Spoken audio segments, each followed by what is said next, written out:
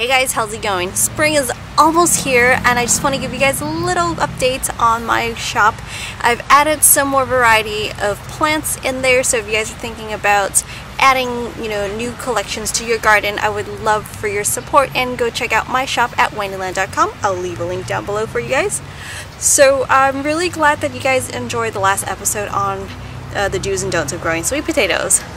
I've had quite a few episodes on sweet potatoes by now, from growing the slips to growing the sweet potatoes, how to use the leaves, how to cook the leaves, to harvesting them, and then now a very important process of after you harvest the sweet potatoes, and that is to cure them. Now, curing your sweet potatoes basically is just a period of allowing your sweet potatoes to sweeten up, because when you first harvest them, they're kind of bland tasting, not like barely any sweetness to them.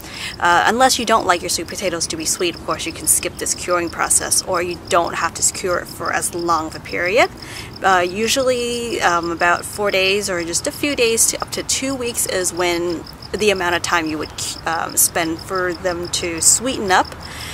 So when you first harvest your sweet potatoes, you do not want to get them wet, okay? So don't wash them. You just want to gently rub off the excess dirt, and that would actually help to extend the shelf life of your sweet potatoes.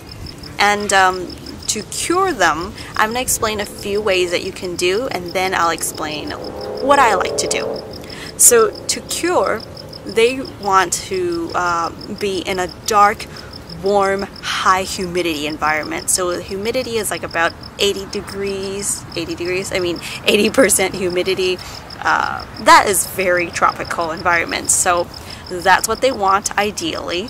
So in order to kind of replicate that, what you can do is just put all your sweet potatoes in a bag, like a bag that insulates really well. It could be like insulated grocery bag or something that you can zip up, and you can just throw your sweet potatoes in there, or you can just have any bags, and probably something that's not so breathable is better, because it would trap the humidity in there better, and then you just tie up the bag. That's it. Or you can put it in just a regular paper box. Just put it in a packaging box and close it, and leave the sweet potatoes in there and keep it in a warm, dark environment.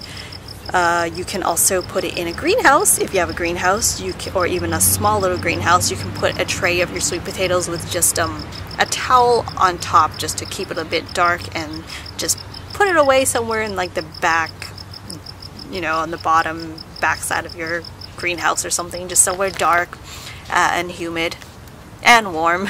And so what I like to do actually is to, if you guys could refer back to a previous episode, one of the episodes I shared how to prepare for the sweet potato harvest, and in that I basically just cut the vines back and keep the tubers in the ground for like 1 or 2 weeks long. And basically that is a curing process. If you live in a more mild climate, a more mild winter, which I do, I can keep the sweet potatoes underground, because it would be dark, warm, and very humid down there in the ground. Of course you can't do that if you live somewhere cold, or if it gets a lot of rain. You're just gonna too much moisture, or when the soil is too wet, they can rot. So if you don't have a lot of rain and it stays somewhat warm during the time of about that time you're going to harvest, you can keep them underground, and that's what I do. Cut the vines back, leave the sweet potatoes underground for a couple of weeks, and then dig them up. When I dig them up, they're sweet enough to my liking, but if I leave them in a tray, I just have them in like a tray with a towel over them, and I leave it in the kitchen. And to leave it there for an extra couple of weeks actually helps to sweeten them up also. So when you finish curing your sweet potatoes in whichever method you wish to use, you like to use, you can just keep them in a more like dark, cooler environment. That would also discourage the sprouts to, or the slips to start growing early. So yeah, that's basically what I do. I just keep them in the ground for a couple of weeks, and that also helps to allow any scars or the skin to kind of toughen up a bit, you know, bruising or anything like that to heal up. The sweet potatoes would be more friendly for like shelf life. And yeah, and just keep your sweet potatoes in a dark, a bit of a cooler place after you cure them. And after that, you can try and see if your sweet potatoes are sweet, or I guess sweet enough to your liking.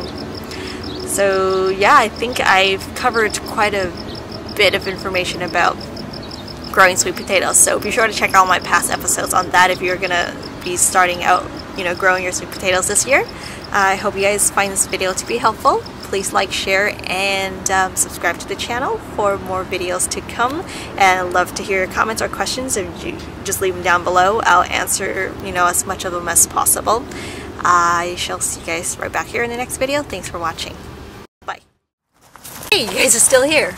If you want to catch up with me some more, be sure to go visit me over on Facebook or Instagram, where I post, you know, pictures of more like current things growing in the garden and just glimpses of my life. So I'll leave the links down below for you guys, and I'll see you over there.